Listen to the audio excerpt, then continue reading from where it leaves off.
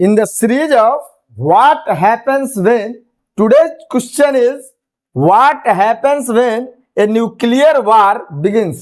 आज का क्वेश्चन है कि यदि न्यूक्लियर वार की शुरुआत हो जाए तो क्या होगा।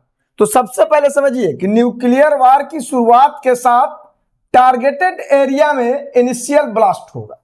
जिस एरिया को जो आप टारगेट किए रहेंगे उस टारगेट एरिया में इनिशियली ब्लास्ट होगा जो इमेंस प्रेशर वेव क्रिएट करेगा और यह वेव डिस्ट्रॉय द बिल्डिंग। जितनी बड़ी बड़ी इमारतें हैं, बिल्डिंग्स हैं, उसे पहले यह डिस्ट्रॉय करेगा और कैटास्ट्रोफिक डिस्ट्रक्शन, कैटास्ट्रोफिक डिस्ट्रक्शन लाएगा और killing many people with thermal Burns, यानी इतना ज्यादा हीट राइज होगा, इतना ज्यादा हीट क्रिएट होगा कि थर्मल बर्न से बहुत सारे लोग मारे जाएंगे। एंड स्ट्रक्चर कोलैप्स, स्ट्रक्चर का जो कोलैप्स होगा एवं जो थर्मल बर्न्स होगा उससे बहुत सारे लोग मारे जाएंगे। और इस थर्मल बर्न्स के बाद यानी इस स्ट्रक्चरल कोलैप्स के बाद बनता है फायर स्टॉर्म्स।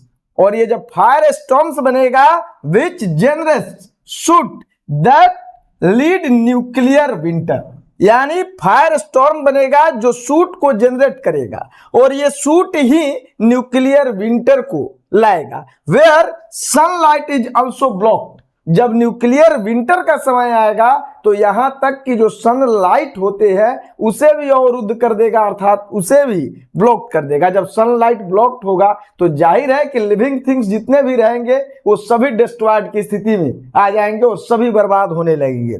यहां तक एक्सप्लोजन, रिलीज रेडिएशन, अब इन सब से जो लोग बच जाएंगे, ये जो इनिशियल ब्लास्ट होगा या फिर स्ट्रक्चरल कोलैप्स होगा, इन सब के बावजूद अगर बचते हैं तो explosion, release radio active particles, तो ऐसी स्थिति में जो रेडिएशन हो रहा है, थर्मल रेडिएशन, उससे आपको रेडियो एक्टिव पार्टिकल रिलीज होंगे जो स्प्रेड अराउंड लार्ज एरिया, यानी अधिकांश क्षेत्रों में इनका फैलाव होगा विच कॉजेज द सिकनेस, जो बहुत सारी गंभीर सिकनेस यानी बीमारियों को जन्म देगी। अर्थात जो लोग बचेंगे वो सिकनेस से पुनः मारे जाएंगे। Thank you.